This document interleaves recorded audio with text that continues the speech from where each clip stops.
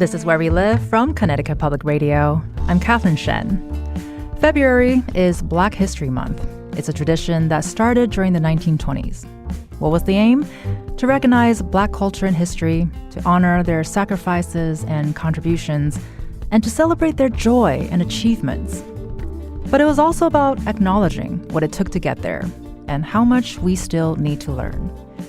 Dr. Martin Luther King Jr.'s birthday was in January.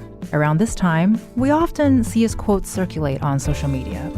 And we also hear about his legacy as an activist and a minister and his fight for civil rights here in the U.S. But for Clarence B. Jones, Dr. King was not just a fighter for justice. He was also a friend.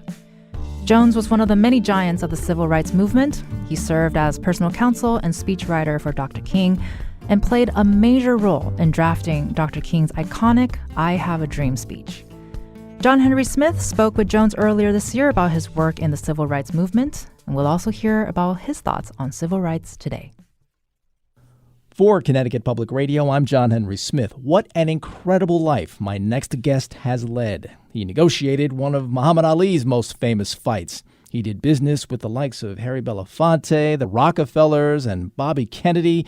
He's written books, started and led foundations, and most memorably, my next guest served as attorney, advisor, and friend to Dr. Martin Luther King Jr. throughout the 1960s. This man both smuggled in the papers on which Dr. King wrote his iconic letter from Birmingham jail and personally wrote the first 7 paragraphs of the legendary "I Have a Dream" speech. Dr. Clarence B. Jones, welcome to All Things Considered. What do you remember as the personal habits and attributes of Dr. King that propelled him to such an impactful life? While he was personally afraid as a human being, he had this profoundly genuine commitment in what he called his Lord Jesus Christ. And as a consequence of that, as close as we were, I could not have a rational discussion with him about what he was doing, whether it was dangerous or not dangerous, or whether he should not do this, because it was irrelevant to him. Because he said, you can't protect me, the Attorney General can't protect me, only my Lord Jesus Christ can protect me. You know, this time of year, sir, we have Martin Luther King Day in January and Black History Month in February. How do you feel about those commemorations? How do you think Dr. King would feel? I've always had a little cynicism about Black History Month, because I always said now, February is the shortest month of all the months, and they assign it to Black history. So that ought to tell you something right there. Secondly, there are not enough months, not enough years, not enough decades to celebrate Martin Luther King Jr. From 1956 till April 4th, 1968, with the exception of the presidency of Abraham Lincoln, Martin Luther King Jr. may have done more to achieve political, social, racial equality than any other person in the previous 400-year history of our country. Put it in street language and just remember that he was a bad dude. Yes, indeed. You were recently the guest of honor of the town of Westport as they had their 18th annual Reverend Dr. Martin Luther King Jr. celebration. What's it like for you to be seen as one of the keepers of Dr. King's legacy? And do you ever feel like, hey, everybody, you know, I'm a pretty big-time lawyer. I've accomplished quite a few amazing things outside of my time with Dr. King. Would you like to ask me about that? Does that ever cross your mind? I'm in no way offended or no way feel that there's a lack of appreciation of other things I've done separate and apart from Martin Luther King Jr., because quite candidly, the time I spent with him from the second week of February when I was 29 years old and he was 31 until when I was 37 and he was 39 on April 4th, 1968, those 7.5 years were 7.5 of the most extraordinary years in a lifetime. I was very, very lucky because, one, he trusted me, he respected me, and he forgave my fact that I did not really know how good he was. America, regrettably, even with the passage of time from 1968 until now, still, in my opinion, has failed to take proper measure of the magnitude of just how extraordinary Martin Luther King Jr. was. Clearly, he loved America more than America loved him. But it was the magnitude of his love, grounded in his unshakable faith, that enabled him to overlook and to reach and try to help America every day, 24/7, in spite of the fact that America 24/7 showed on a worst case basis it hated him, and on a best case basis, they tried to make him irrelevant. That was not important to him because he was grounded in a vision and a concept, I guess best expressed the night before he was assassinated. He said, I may not be there with you, but I've been to the mountaintop and I've looked over. I've looked over the mountaintop and I've seen the promised land. And I know that we as a people will get to the promised land. I mean, for him to say that, knowing how he was almost killed in the 1956, 1957 Montgomery bus boycott, and knowing that every day, 24/7, at least from when I first met him, second week of February until he was assassinated, they were trying to kill him. He was extraordinary.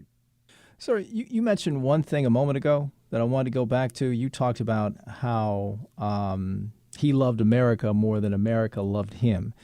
And a peculiar thing strikes me these days where you'll see people who almost certainly would not have been fans of Dr. King today, and you see these people regularly quoting the line from the I Have a Dream speech about wanting to see his children judged not by the color of their skin, but by the content of their character. That makes me puke. Did you and Dr. King did you and Dr. King and the other lions of the civil rights movement have a game plan and for dealing with bad actors intent on using your words of freedom against the movement?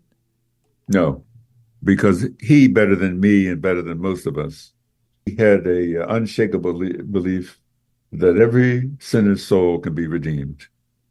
So my attitude was, there's some people you just don't need to waste your time on. They're beyond redemption. He said, no, Clarence, you're wrong. There is nobody that is beyond redemption, because to say that is to say it's beyond the power of God. And that there's no person who's beyond the redemption and the love of God. Sir, I want to go back very quickly to the question of people using the I Have a Dream quote for ends that Dr. King would not agree with. You expressed a certain feeling about that. What are your feelings when you hear that? It's at best malevolent. It's evil. It's opportunists, and they know better. It's like somebody says, I'm colorblind. Well, please, you can't be colorblind. So that's not the proper use of the English language. What you mean to see is not that you are colorblind. You see colors, but what you're trying to say is that when you see the color black or brown, is that you don't attach any inferior value to that. This gets me into trouble, but I'm going to say this. I had said it during my discussion at Westport, and it's not often received well. But as I look back on the history of this country and the institution of slavery, clinically, as a lawyer, I'm just looking at the evidence. The overwhelming majority of white people have to be presumptively a racist person. They say, why? I said the presumption exists until proven otherwise. Because there's no way you can live for years as a white person under generations and generations of privilege, the institution of slavery, and not have inculcated in your soul a sense of superiority. There's no way it's going to happen. So I look at some of my white friends who are my dearest, closest friends, and they know how I feel. I love you, and I have loved you, but I am under no illusion. You have demonstrated to me on an empirical basis that you have been able to overcome that presumption. But that's because I've seen what you've done. And that's because I've heard and watched what you do. But in the absence of that, without knowing that, yes, it offends the people for me to say. The mere fact that you are white in this society presumptively tells me that you're infected by racism.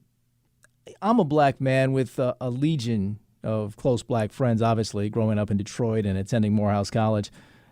As we've witnessed, and I say we, my friends and I of my generation, we've witnessed the persistent chipping away at voting rights, at affirmative action, and most shockingly, at the social unacceptability of being openly racist in America. We have had many talks over the last decade about how jarring that is for us, and these matters. But how jarring what is? How jarring it is that these matters that we thought were in some ways dead and buried. Oh, yeah, right. Yeah, there's still a reality. I got you. Right. We're not dead and buried at all. I mean, so the way that, certain elements have been chipping away systematically at the Voting Rights Act, the way that affirmative action has been pulled back, we can even go it's all about power. You expected this. That's right. It's all about power. Frederick Douglass said, power concedes nothing without a demand.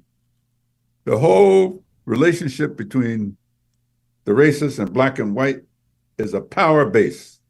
White people, through the institution of slavery, had power. Why do you think white people are so upset?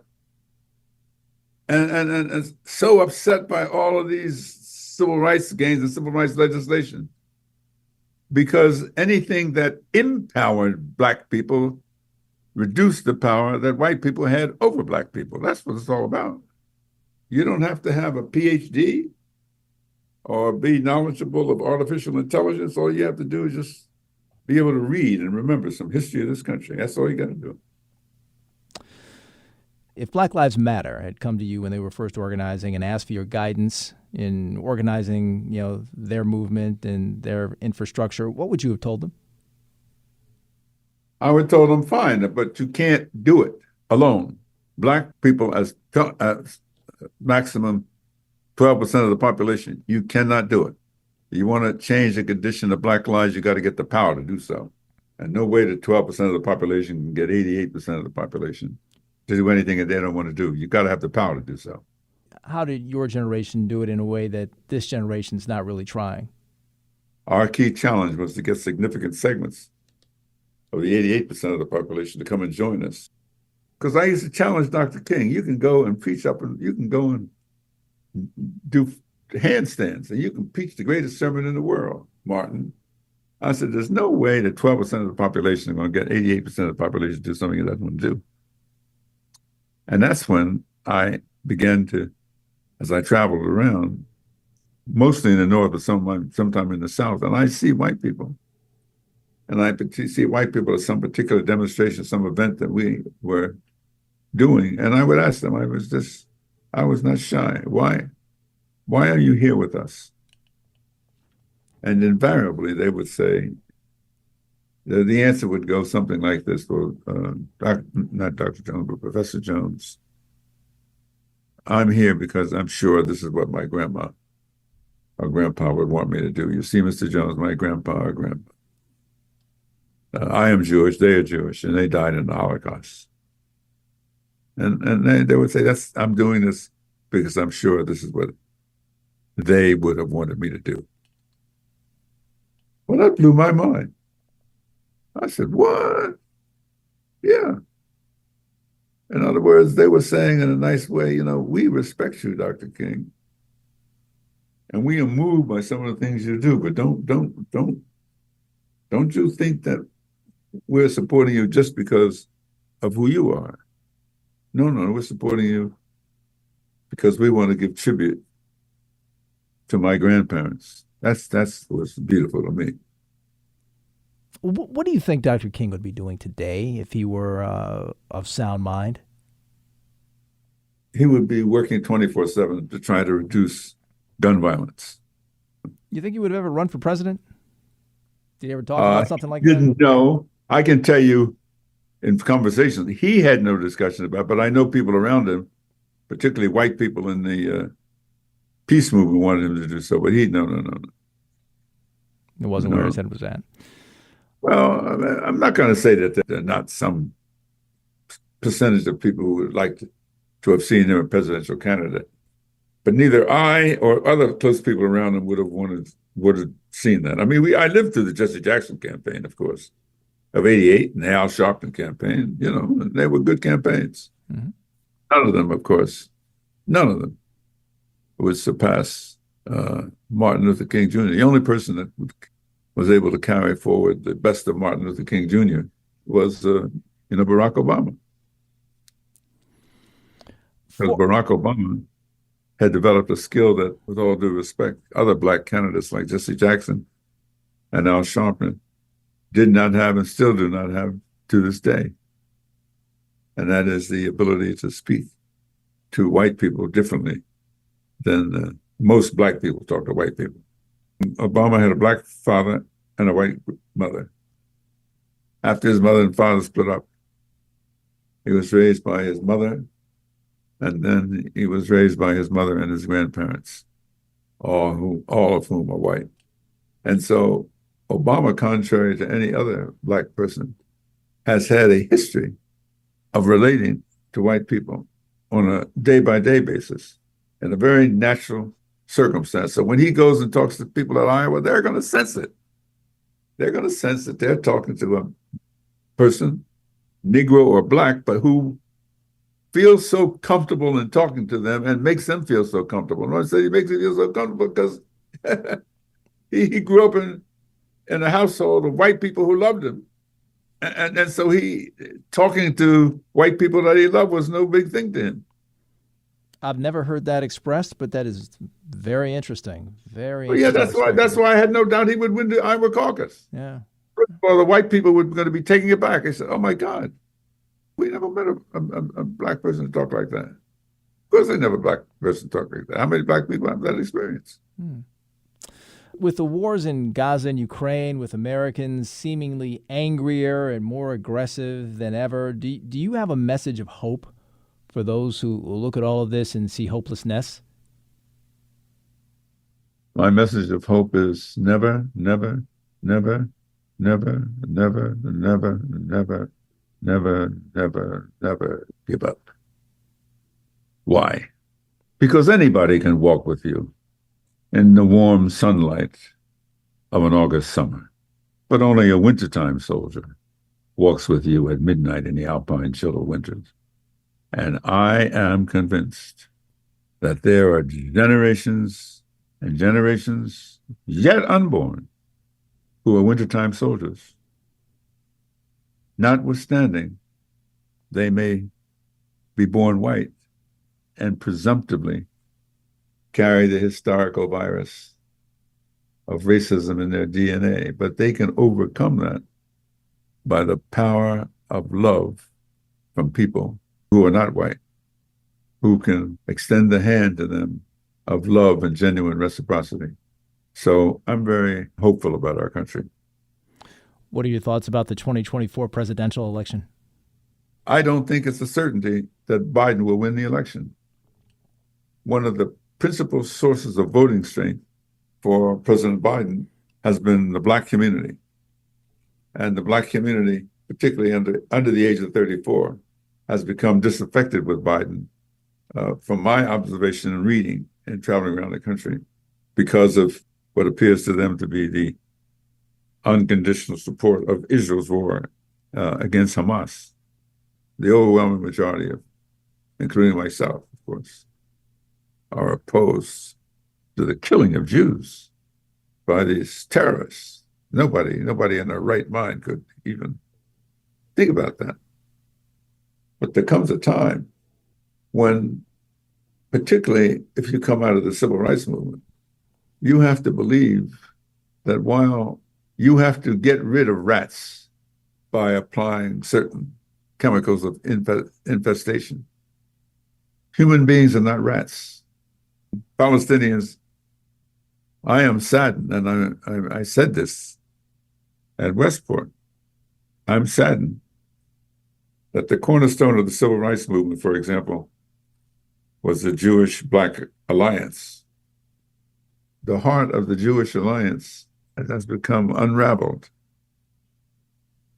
And it's become unraveled because I never expected that when you told me that we were going to be in alliance with you, that there would come a time that you would say, well, I love you and I support you, but my love for you is subordinate to my love for Israel. And if there comes a time when it appears that Israel is under attack, I'm not going to be able to love you the way I loved you before, because my first love now is Israel. And that, to me, is the heart of our problem with the Jewish people today. The war in Israel has developed a great crack in the Black-Jewish alliance. Dr. Clarence Jones, this has been an amazing conversation. Thank you so much. Thank you, John Henry Smith. I love your name. That was John Henry Smith, host of All Things Considered on Connecticut Public, interviewing Clarence B. Jones, the former personal counsel, advisor, speechwriter, and close friend of Dr. Martin Luther King Jr. And coming up next, John Henry Smith joins me to talk about his interview and what civil rights means today. This is Where We Live. I'm Catherine Shen. Stay with us.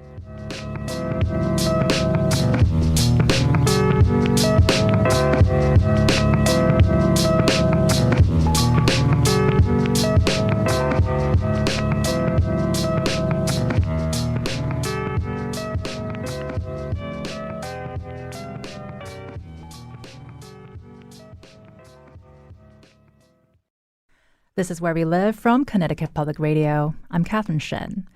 We just heard John Henry Smith, host of All Things Considered here on Connecticut Public's interview with Clarence B. Jones, who's a pillar of the civil rights movement. Jones was also a personal counsel and a speechwriter to Dr. Martin Luther King Jr. Jones spoke about working with Dr. King, witnessing his fight for civil rights, and whether or not he saw a bigger future for himself on the political stage. Right now, we're grappling with our own present day battles for human rights, so we're looking back in history for some perspective and reflection. And joining us in studio for the first time, but what we hope is not the last, is John Henry Smith himself, host of All Things Considered here on Connecticut Public. John Henry, welcome to Where We Live today. Howdy to one of my favorite people, Kat Shen. Good to be here. Stop it. I'm making you blush, I can tell. Yes, absolutely. He is not lying. And also with us, with blushes, is Reverend Dr. Stephen G. Ray Jr., who's a minister of United Church on the Green in New Haven. Reverend Ray, welcome back to Where We Live today. So good to be with you. Very happy to be here. And so I want to jump straight to it. First of all, we have to put it on the record that, John Henry, we love your name as well. The funny thing is my mom wanted to name me Maurice, but my father, whoever was in charge of writing that down on the birth certificate, my father got to that person first. Oh, we were going to have to talk about that later. John Henry Smith II got to them the first to name John Henry Smith III. Well, we're excited, John Henry, that your name is John Henry, and we just heard your very incredible interview with Clarence B. Jones. So I want to start with asking, can you talk about some of the things that really spoke to you, that really jumped out to you when you were having this interview with him? I think his comments about Dr. King's foundational belief in the power of love and faith really stuck out to me more than anything. The thought that no one is beyond redemption seems so antithetical to what most people in the world believe about those they have disagreements with. It seems more the norm, especially these days, to label people as good or bad, friend or enemy. Too many people these days forget that someone you differ with differ from or disagree with, they enjoy gardening like you do. They enjoy rooting for a ball team like you do. They enjoy cookouts with their family just like you do. I had never heard Dr. King's belief in the power of love expressed in the way that Dr. Jones expressed it, and I'm convinced now that it's the greatest lesson we could take from Dr. King, a lesson that, could save the world, honestly. Really? Well, and on that note, because we kind of see Clarence B. Jones as somebody like we mentioned earlier, he's a lawyer, big-time lawyer, activist, involved in Dr. King's speech writing. I mean, that to me, what a big deal. But at the end of the day, sort of like what you're saying now, he's a human being. He was a friend. Well, and to that point, I mean, he was he became a lawyer and he went out to California to become an entertainment lawyer, and he's living a good life out there. Big house, fast car. And Dr. King called on him to represent him in a tax fraud trial in Birmingham, Alabama, and he didn't want to do it But then Dr. King invited him to hear him speak, and Clarence Jones did that, was very moved by what he heard, very reminded of all the people that helped him on the way up, and said, okay, I'm going to join because I have to do my part. He didn't have to live the life of substance that he did live in Clarence Jones, but he chose to. Well, and because of the conversation, we got a gist of who Dr. King was in Clarence Jones's eyes. So when you were talking with Clarence Jones, what did you pick up with in terms of who is Clarence B. Jones as a person? He seems very dynamic. I cannot believe he's 93 years old. It's amazing. It's amazing. They say sharp as a tack, and he certainly is that and more. You look at his list of accomplishments, and they are pretty astounding. First African American to be named an allied member of the New York Stock Exchange. Wow, one of the negotiators who not only ended the Attica standoff in 1971, but also put together the rumble in the jungle between Muhammad Ali and George Foreman back in 1974. He was co-owner of a newspaper, the New Amsterdam News, in the early 70s. He's done so many things, and yet I'll tell you one aspect about his past that really sticks out to me. When he was drafted into the Army in 1953, he was asked to sign a loyalty oath, as all people were. That was back in the Red Scare days, back when communism, the people were on the right were throwing accusations of communism out at people on the left. And an accusation of communism had dire consequences for you at that time. And he refused to sign that loyalty oath and voluntarily went to the military prison in Fort Dix, New Jersey for 2 years based on nothing but his principle that this is what he just would not, this is a line he absolutely would not cross. And I think that says a lot about the man. Well, and he was not shy to express how he feels clearly. Reverend Ray, I want to bring you in here real quick. We were talking to you, and we're talking to you now in the middle of February, and it's Black History Month, like we mentioned earlier. And Clarence Jones remarked in his interview that he was not a fan of Black History Month. Does that surprise you?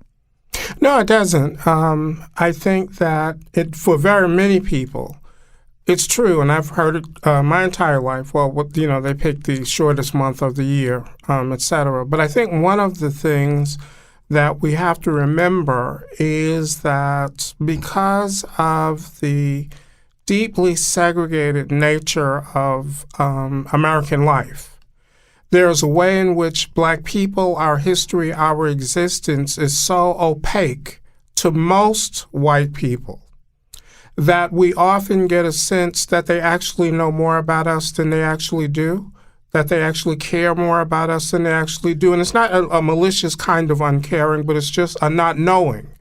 And what having Black History Month does is that it embeds within our society a concern and a recognition of the importance of Black people in a nation where most people who are not Black don't know anybody who is Black.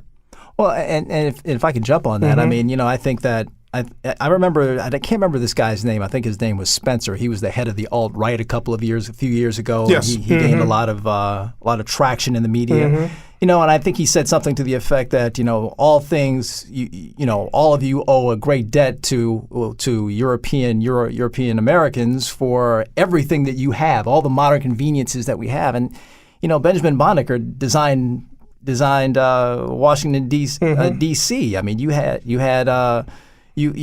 Booker T. Washington figure out the wonders of the peanut and what that could and the various uses for that. You had Garrett Morgan who designed the gas mask at the end of the day. So I mean, there have been so many contributions, and I understand that February is the shortest month of the year, but it is. I think it's not a bad thing to have at least a second to recognize that, unlike what this Mr. Spencer seemed to think, that there have been Black people who have contributed greatly to this American experiment, to humanity in general. And the key is that by having it as a national observance, it means that it's something that's embedded everywhere. So it's not like it was when the only place you learned Black history was if you went to a Black church, or the only place you learned Black history was if you went to a segregated school.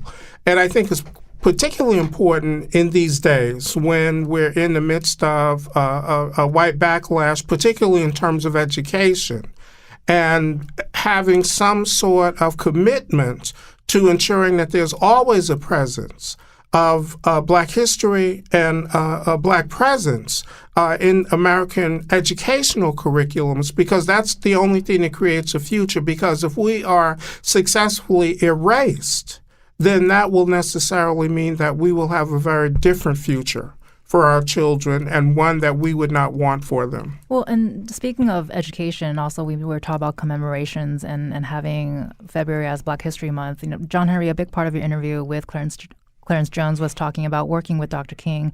And in an interview, he talked about he was involved with writing the first 7 paragraphs of the I Have a Dream speech. But this isn't the part of a speech that really gets remembered a lot.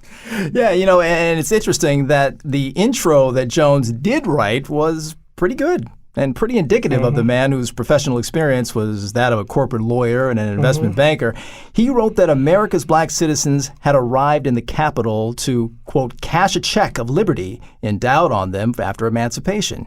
He wrote, "We refuse to believe that the Bank of Justice is bankrupt." And he also wrote, "We refuse to believe that there are insufficient funds in the great vaults of opportunity of this nation." All right, pretty good stuff, right? Yeah, but near the dais in Washington that day was legendary gospel singer Mahalia Jackson. That's right, my mother's favorite. I listened to so much Mahalia Jackson growing up. At some point in King's remarks, Jackson called out to him, "Tell him about the dream." And that's when King went off the top of his head into his I Have a Dream remarks that have now, of course, become so iconic. And so do you think this is sort of part of our need to, we have a lot of revamping of curriculum in Black history and African American history. And do you think this is part of that? Is because we do see people familiar with the idea of this speech, but maybe not the actual content. And he also talked about the idea that people misuse Dr. King's speech, and he has some very strong feelings about that. So I want to ask both of you, let's go with John Henry first. What do you think about that? Well, there are so many examples. When you talk about guys like Newt Gingrich, when you talk about guys like Josh Hawley, people on the right who would characterize much of what Dr. King stood for as woke ideology, and woke in the way that that those folks use the term woke. Certainly not the way my family used the term woke when growing up. But and yet you hear those same people every February during Martin Luther King's every January at Martin Luther King's birthday, reciting that quote, "Hey, we want our kids to be judged by the content of their character and not by the color of their skin." And that's not for them to use it. Belies what I think Dr. King actually meant by it. Reverend, I think are you with me on this? I think that so much of what Dr. King stood for would be considered an anathema, to these people. And it's not that Dr. King was saying don't recognize the color of my skin and recognize that there have been things like redlining and things like the GI Bill being withheld from Black people that have been done to them as a people that are because of the color of their skin. They're not saying don't recognize. They're saying don't judge us. Don't judge Black people by the color of their skin, and there's a difference. Yeah, and I agree with you significantly. There are two things, though. One is that one of the realities of our nation is that the ideas that animate us and create a future for us are always words and ideas that are larger than the men who speak them.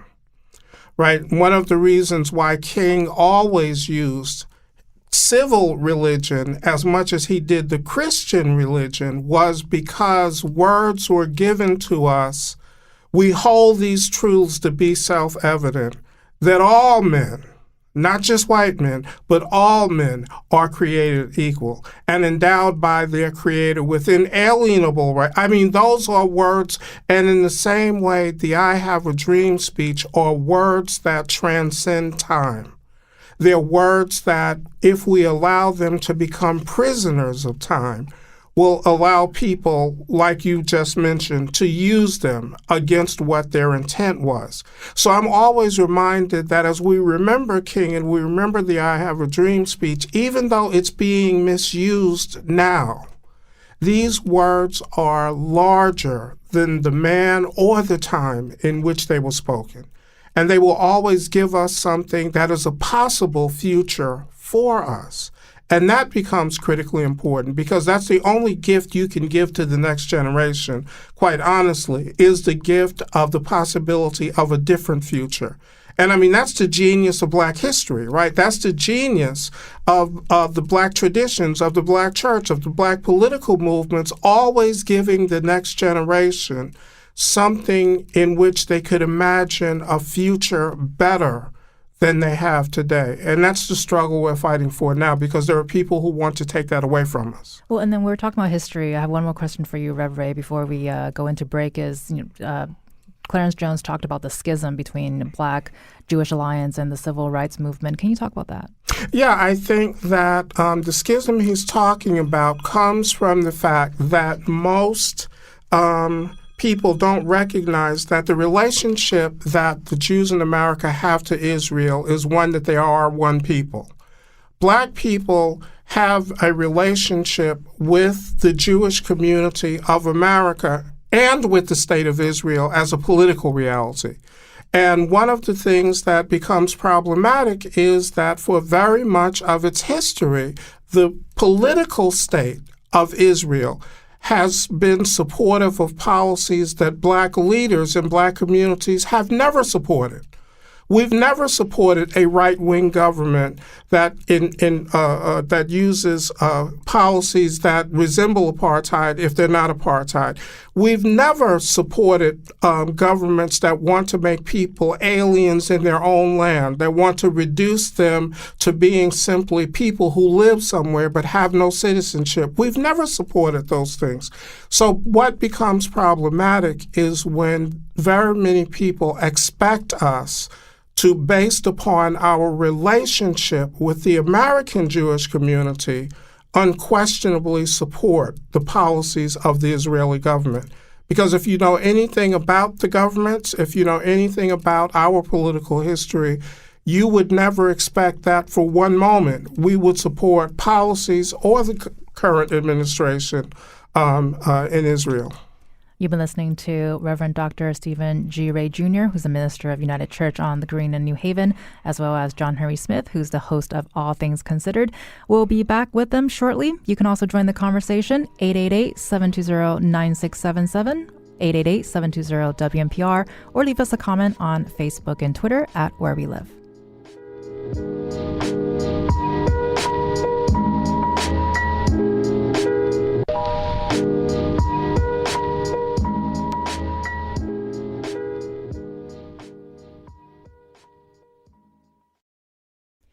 This is Where We Live from Connecticut Public Radio. I'm Catherine Shen. We're back with John Henry Smith and Reverend Dr. Stephen G. Ray Jr. We've been talking about John Henry's interview with Clarence B. Jones on All Things Considered. Jones talked about his experience working with Dr. Martin Luther King Jr. and also the current political climate. So I want to start with Rev Ray for this conversation. When we think about civil rights movement, there's this idea that it was bookended in the 70s. But the fight for civil rights, did it ever end? No, it has never ended. And, as I was thinking about what I would say as we're thinking about this question, I did an exercise in one of my classes on Black history last year. And between the time of Reconstruction in 1866 and today, there have only been 32 years in which our government and our society was squarely on the side of Black people and our aspirations. So what that has meant is that there has never been a generation of Black people who have not lived the majority of their life in anything but white backlash. And so, as an answer to your question, the civil rights movement is continually alive because the history is that most Black people, no matter their generation, have lived most of their lives in periods of backlash.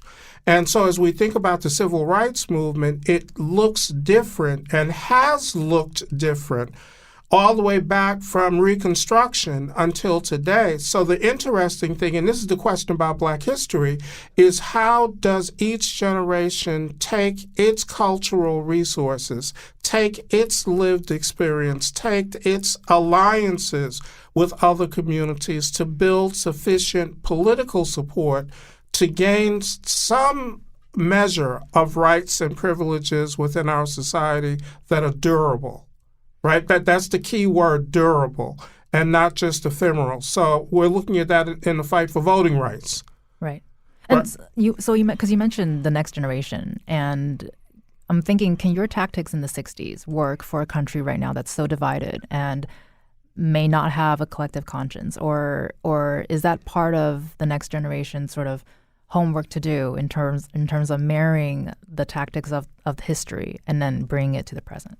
Well, I think that the strategic vision can be the same. The tactics are different, but what we can see is that even though we don't have network TV anymore, and I mean that was the power that galvanized the civil rights movement, was whether you looked at CBS, NBC, or ABC, you saw the Alabama state troopers descending on the people on the Pettus Bridge. Well, somebody had a phone when George Floyd died. Mm-hmm. That was the power that used to be network TV. So the challenge is, how do you harness that in ways that it can bring strategic kinds of value? Now, part of what the problem is that the phones pick up instantaneous, spontaneous events, whereas at the Edmund Pettus Bridge, for instance, the TV cameras were there because they knew something was going to happen. They knew there was going to be, but with George Floyd, nobody knew. So the question is, how do you take these spontaneous realities and morph them into something larger? As we saw, that's exactly what happened with George Floyd. But how do you do that in a way that it becomes part of a movement and not just sporadic events that happen occasionally? And if I can pick up on that, I think that one of the cruxes of your question was, I mean, is there a decrease in general conscience, as in the ability to see injustice and feel guilty about it, to feel bad about it? And boy, I mean, there certainly is a lot of coarse language out there and a lot of insensitivity, and yet the reaction to George Floyd, you would think, would be something that would give you hope. That people saw George Floyd, a guy laying on his stomach with a knee on the back of his neck, and a large swath of people that crossed racial lines, that crossed demographic lines, felt something. And so as long as we have that, then there is hope for us all, hope for humanity. Mm-hmm. So on that, I want to ask too, when you think about people like Clarence Jones and their work in the civil rights movement, do you think we forget how many obstacles they had in their way? I mean, we're fighting barriers today. But I think the barrier may be a little different from when he was doing his fight. What do you think? Anything changed? Well, we got 4 minutes. He had a famous conversation. Dr. Jones talks about the time Dr. King came up to him and said, neither of us are going to make it to the age of 50. They were both under constant death threats and things to that effect. There was a Harris poll out. You say, has anything changed? Interesting. There was a Harris poll in 1968 that showed 75% of America had a negative view of Dr. King, this person that we lionize and celebrate today. But most of the people surveyed in 1968 didn't like the man, didn't like what he stood for. Right. I think you can probably find parallels today with people who are trying to upset the apple cart, and that's certainly what Dr. King was trying to do. So have things changed? Not as much, I think, as certain elements in society would like you to believe they've changed. Reverend Ray?